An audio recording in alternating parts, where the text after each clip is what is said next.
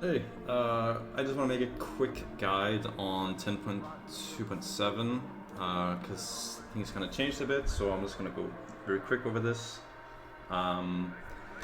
We changed our talents a little bit, so there's this talent ability right here where you can swap Swallowed Anger for Sigil of Misery if you feel like you'll get more value from Fear. Usually though, Swallowed Anger is probably better. Situations where Sigil of Misery could be better is like games where you have like low uptime and you don't really have Fury issues because you don't have really uptime. And then over here you can swap Shadow Destiny for Isolated Prey if you feel like you're gonna CC more. So for example, if you're playing like a caster with a caster, then Isolated Prey is usually better, but if you're playing with like DK or something, then Shadow Destiny is probably better. Also, like if you're playing Shuffle, Shadow Destiny is probably better too, because Shuffle is very much about damage and less about CC. And then you have another variation, which is this one.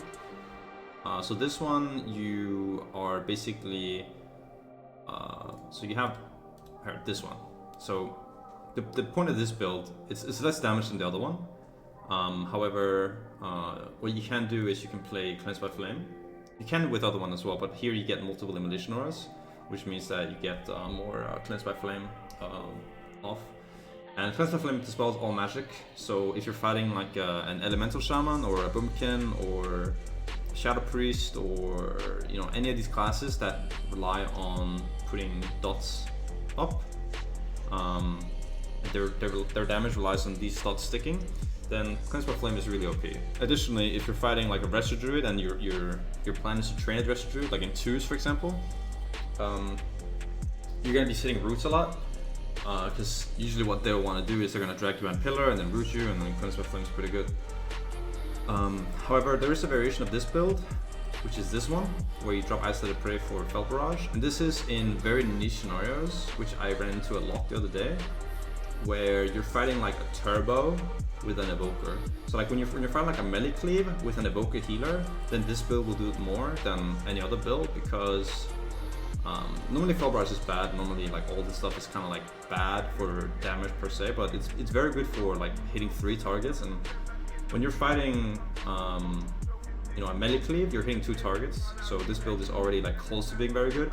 But then when you're fighting an Evoker or a Fist Weaver as well, on top of that, then it's like 3 players like being close to each other, and then this build becomes really strong.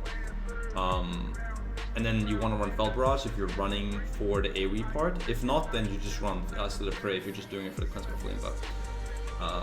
As you can see here, like Felt Barrage is one of my top damage this game. We had a lot of games into them. Here, Felt Barrage top them again. And this is something we need to talk about as well. So Felt Line CC is my top damage. So that's the general talents. I'm gonna go over the PvP talents. So for PvP talents, you'll basically want to run this every single game. This is your default, okay? Glimpse, Chaotic Imprint, Detainment, and then you swap out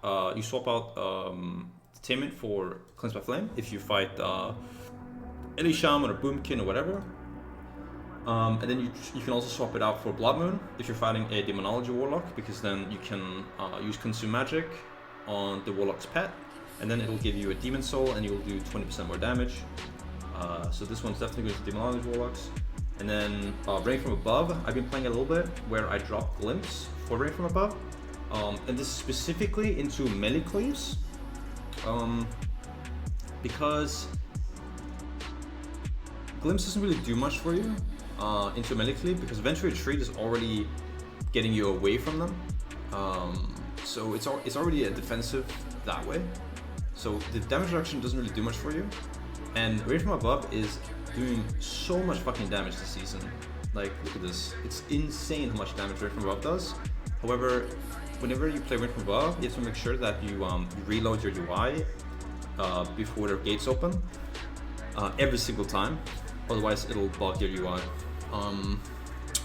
So you can do that, but remember, Rain from Above is only worth into melee cleaves, like Turbo, like this is Turbo, or like Red Warrior, or things like that.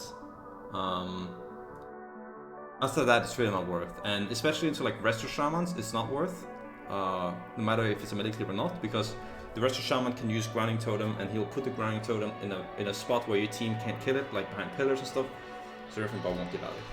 Alright, so that was talents. Okay, now what was the one? Gear. Okay, so for gear, you will basically want to get, you know, 4 set again, you know, get the shoulders, helmet, gloves, and legs, and the weapons, of course, the trinket, and then for crafted pieces, you want to craft the chest, get mastery embellishment on this. You want to craft the feet, get mastery embellishment on this, and then you want to craft your belt. This is not best install. You want to craft the belt, get mastery verse on that. Craft your wrist, get mastery verse on that. Craft your cloak, get mastery verse on that. Craft your neck, same thing, mastery verse. And then you'll want to do some LFR, looking for raid. Do the awakened raids. Here, right now it's evolved, but it changes every week. And you want to buy these rings. So these rings right here are kind of insane. I haven't upgraded this one completely, but this one goes to 535 eye level, so it's very, very good. And you can buy them over here. Here. So you buy them right here. You buy them for bullion, and you get these from just doing LFR. You can get them all right now, so you can get these rings right now if you want to. And then for enchants, obviously you want suffix on weapons, mastery on this stuff, and then avoidance on your wrist, and avoidance on your cloak, and movement on your boots. So that's gear. And then if you wanna be more sweaty about gear, you can do M+, and you can go get this one.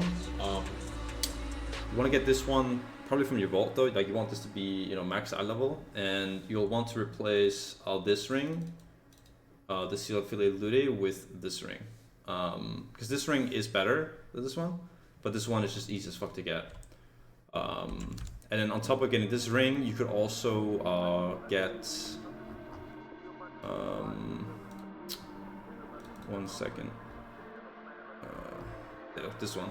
So you want to get 2 of these. So these are best in slots.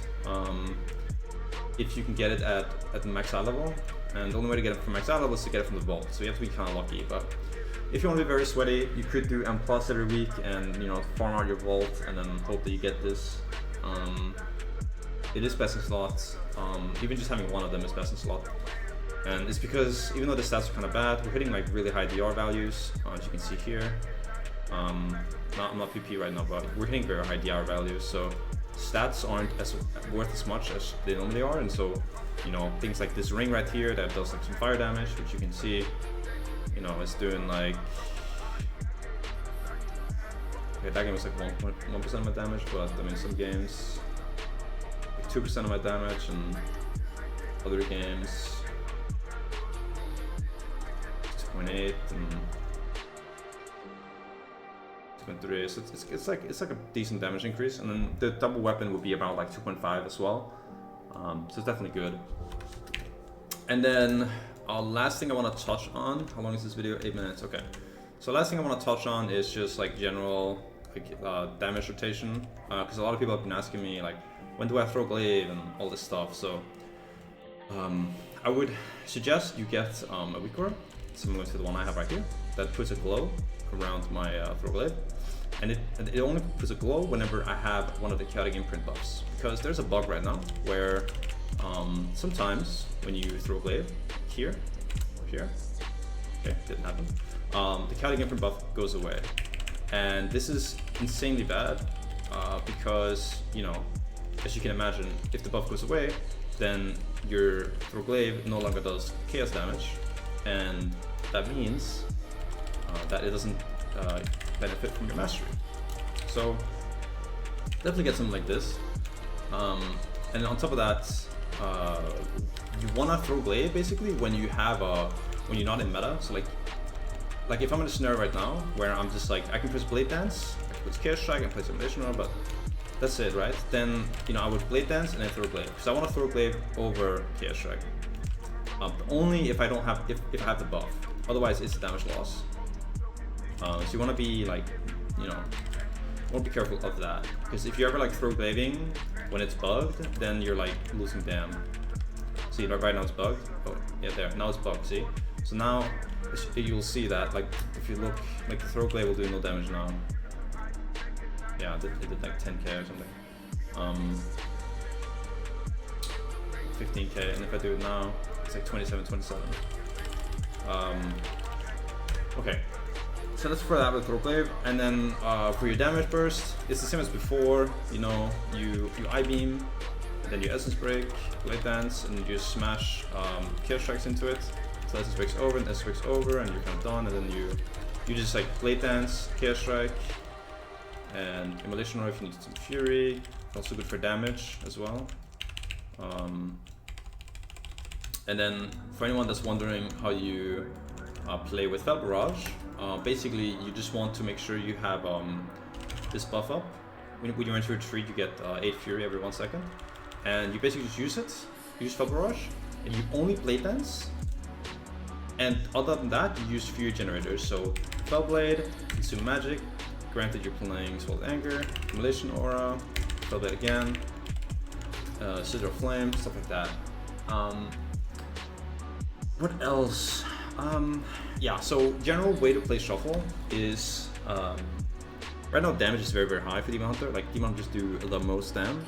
So one of probably like the best playstyle you can have is to play to get to your second meta.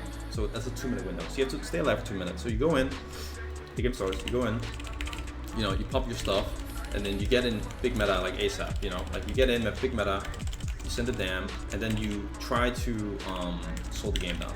And the way you do that is you use your big and cap, because you're playing big and cap, and you big and cap, and you Fel Eruption anyone on the enemy team that are in a damage window. So like for example, if you're fighting an enemy Demon Hunter, if the Demon Hunter is in big meta form, then you incap them, you stun them.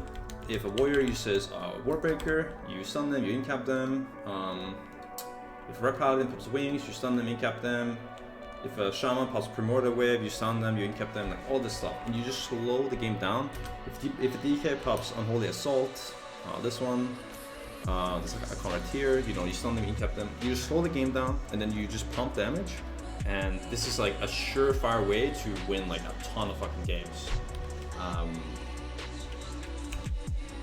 I haven't been playing a lot of Shuffle, I've been playing threes mostly. But I Q Shuffle at like, my MMR right now is so high I can't even like get pops. And I do this, and you know, it's pretty fucking good. So anyway, that's like the quick DH guide for Temper 2.7, and yeah, that's it. Watch my stream, twitch.tv/mbqq, and I'll catch you guys later. Peace.